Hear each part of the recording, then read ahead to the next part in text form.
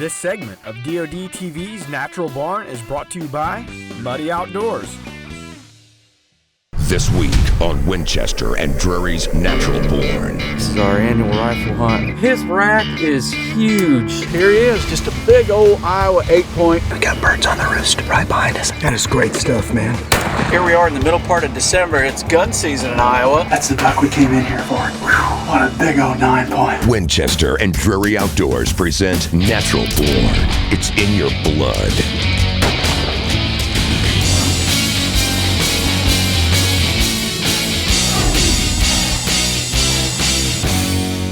Welcome to Winchester and Drury's Natural Born. For Mark Drury, it doesn't get any more exciting than hosting country music superstar Gary Levox. I gave it all to Mark that day. Felt the southeast wind kiss my face. Stick around, it's on like Donkey Kong. Tell you what, if Gary ever got a bad case of laryngitis and I could sing for Rascal Flatts, I think the best perk would be to get to hunt Mark's farms. Gary Levox is coming up to camp to hunt with Mark, and you know that Mark is going to put him on a great buck. This year we had a two-part plan as it pertains to Gary Levox and his gun hunt. He was coming up for the Missouri rifle season. We'll see if we can put a giant in front of Brother Gary. Well, we're back. Couldn't wait. It's 20 degrees this morning. It's awesome. And this is our annual rifle hunt. It's cold, frosty. Told Mark scoot on over because we're coming in. We're bringing some bacon in. Scoot over, Sizzling. Now there's something meaty here. Gary's heading out. He's going into one of my favorite spots. It's a timbered spot. You get into that timber during the middle part of November and you just never know what's going to happen. Wow. We've had deer moving from the second we climbed up in this stand. This is where they come. They kind of stage here before they go out to the corn and radishes. Had some good 3-year-olds, and we saw one really good shooter over there, but it just got a glimpse of it.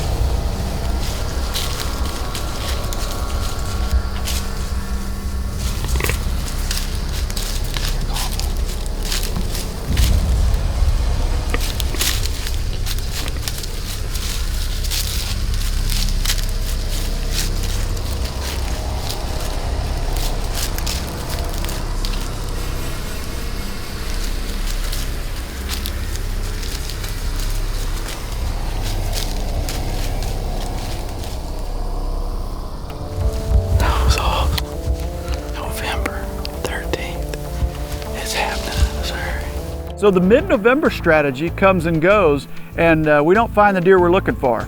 It's going to be about a month. Gary's going to get on that bus. He's going to head back north, only this time we're going to be hunting the great state of Iowa. He's got that Iowa late season muzzleloader prize ticket in his pocket. He's coming back.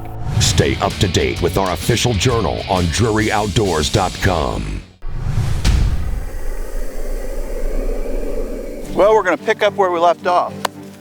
Rifle season was here and Gary was in hunting with us then. And we didn't get it done. We knew that we had the late muzzleloader portion of the firearm season here in Missouri.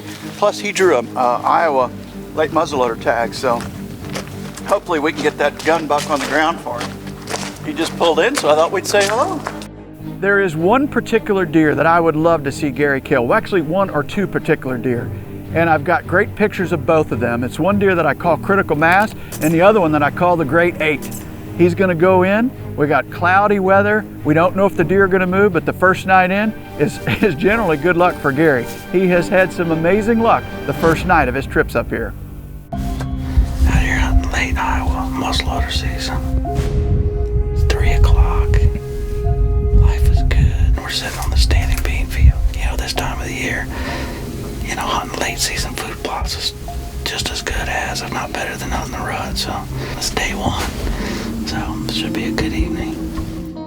I've seen some good buck movement in and around this particular field, and I had a bad issue with water hemp this summer over on the southwest corner of the field.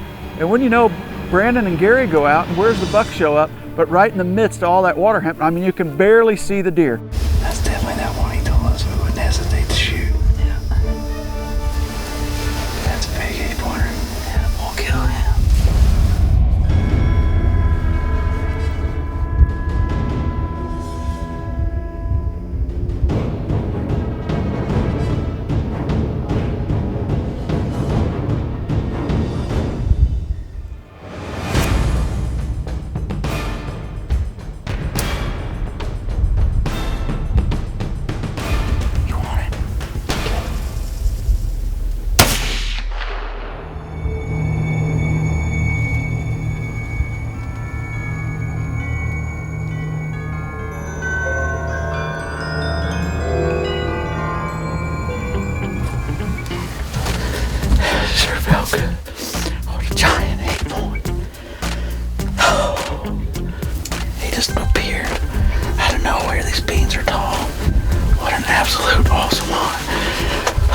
December 17th, late season, muzzleloader, Iowa. Mark Drury, thank you. Thank you, my friend. And thank you, Lord, for giving me this opportunity and for showing me favor. All right, not much blood. We're going back in the next morning. We're going to try and track Gary's deer. Tracking jobs on muzzleloader hits can be very difficult. Muzzleloaders just don't leave a big hole like a big old fat rage will. You know, Gary's shot looked good, but sometimes a little bit more time is best. If you hit the deer well, be patient and give him time, you'll find him. Boys.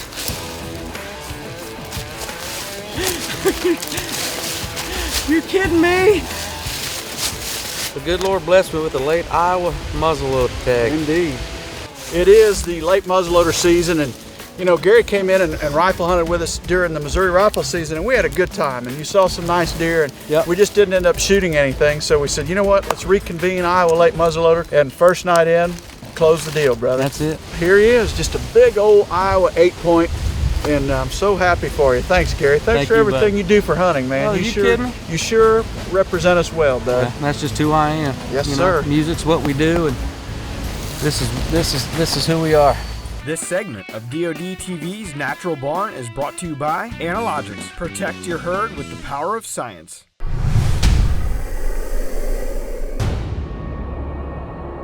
Well, so far we've had a great turkey season. Kyle and I took a double on our buddy Chris's farm. Then, 2 weeks later on the 26th, I killed another great bird on that farm. So I'm done, but Kolesar still has one more tag. Unfortunately, we got to head north, but we were lucky.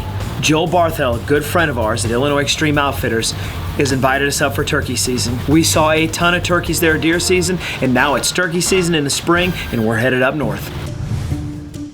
We are in morning 2. We were close yesterday. I think we're even closer today. Not gonna say much. We got birds right behind us. I think one's hit the ground. Right now we are at Illinois Extreme. We're Pike, Brown, and Adams counties. Usually we deer hunt here, but we're bird hunting. We were close yesterday, but I feel like we've got a good setup today. So we're gonna see what happens. We're in 4th season Illinois in the north zone. And the turkey train's been rolling, and we hope to continue it today. It is a gorgeous morning. Not too hot, and it's calm. So we'll see.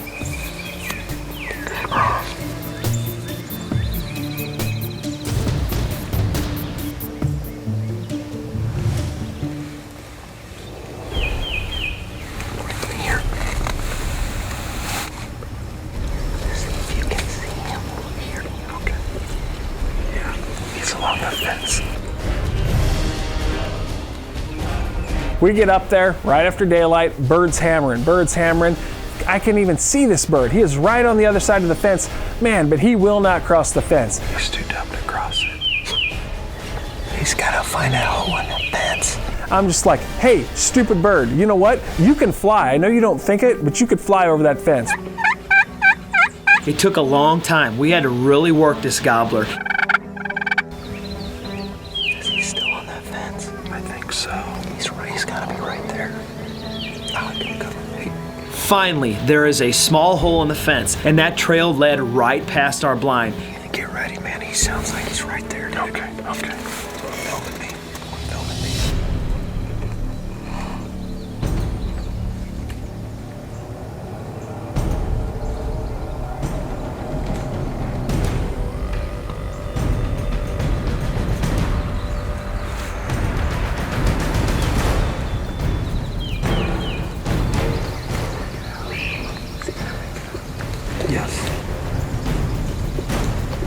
The turkey poked through the fence, and literally Kyle could have stuck the camera out and probably knocked him out. That's how close he was to the blind. So I can't film it because I'm scared to death he's going to see me.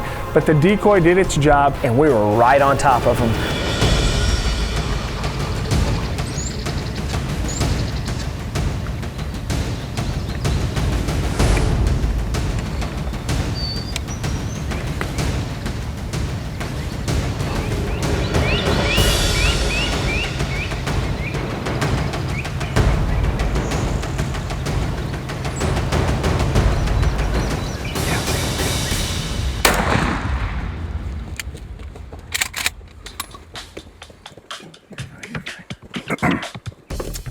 Talk to me, brother. That is great stuff, man. Finally got him to the fence and just kind of kept quiet. He finally found the hole in the fence. He literally jumped on our blind, pow, straight out to the decoy. And he is dead right there. I'm pumped right now. That's a great bird. Did you see the beard? Yeah, that's good stuff, man. Look at that. This is the exact trail this turkey came down.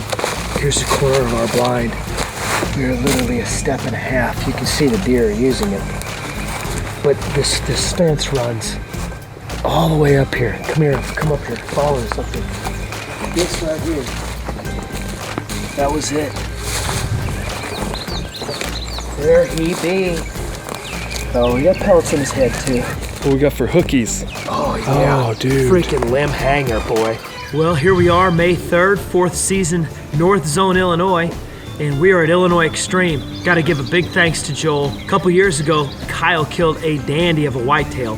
But over the last 2 years, we've seen tons of turkeys, and we're like, man, it'd be kind of cool to get up here in the spring and do some turkey hunting. Day one, we had a lot of birds around us, but we just couldn't quite close the deal. Today, we were also at a bunch of birds, but one decided to break, and I think we got the old boss gobbler.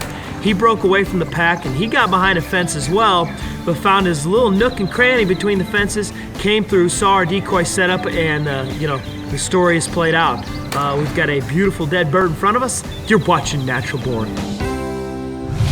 Keep up with all the excitement on our official Facebook page. Without question, the most important thing in deer hunting for me is a Reconyx camera. You can target specific deer, know when they were there and when they were not. If it's moving and it's out there, the Reconyx cameras will pick it up. I can personally guarantee that. When you get that big buck, it makes you want to get out there on that Saturday morning, that Sunday morning, when it's cool and crisp. And when you get a new batch of pictures, it's like Christmas morning. And the best thing is, you never know what you're gonna get a picture of. You know, everybody knows we are literally game monitoring nuts. Somebody asked me once, exactly how many pictures do you look at? I don't think I really want to know that number, but if I had to guess, I would say it's probably well over 500,000 pictures a year. I check the camera, and it's picture after picture of this buck that I don't recognize. I mean, surprise, surprise, what a blessing. This big, beautiful 5.5-year-old buck, he's definitely gonna be our target animal because he's a giant. All right, second gun season comes and goes. It switches over to the late muzzleloader season. I've got a tag. I put some more cameras out. I start getting a few more pictures of this particular buck, and my confidence is starting to get higher. We're hoping that we can get in there on the right weather system and catch just a glimpse during daylight of this beautiful Iowa 9-point. Tonight ought to be a night to remember. Headed back into high pressure, 30.2, 30.25 today, and it's 17, so look out. They're moving well enough. We should see something good before this night's over with. There's another buck coming. That is the 10th buck we've seen coming into these soybeans. You just can't beat a standing bean field late in the season with the drought. There aren't many that made. Very nice buck. We are hopefully going to see that big wide 9-point. If we don't, we'll try again. That's our boy. Over to the left, that's him.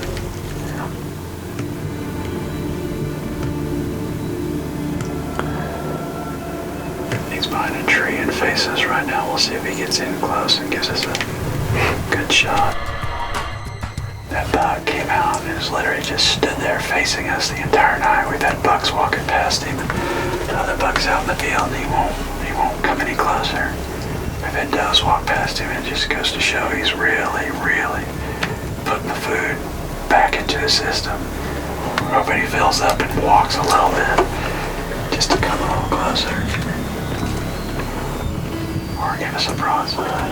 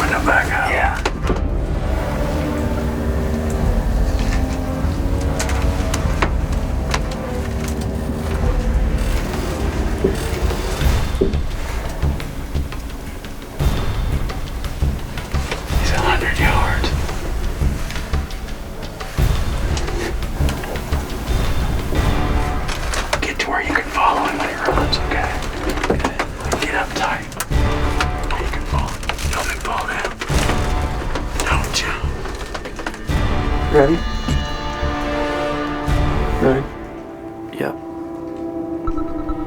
Matt? Matt? Ready? Yep. Hold on, here we go.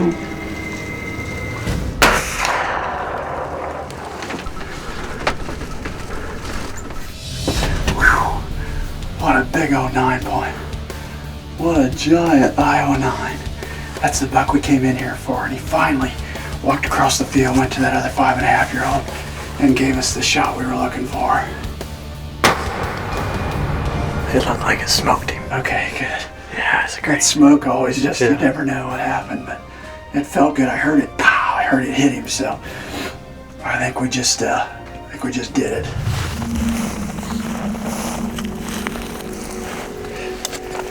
Hard as it may be to believe, the bullet looks like it just smoked this deer. Blood everywhere on the snow. We gave him 30 minutes or so. We tracked down here and found a bed, and he's not in it. We came to that first bed and stopped, and we looked at the hit again and again. We're like, man, he's double lung. Let's just wait, give him an hour or so.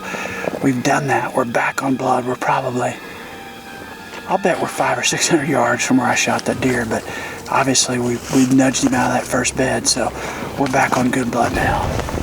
He's dead right there. Well, we scooped him out of that deep hole, and we learned something tonight.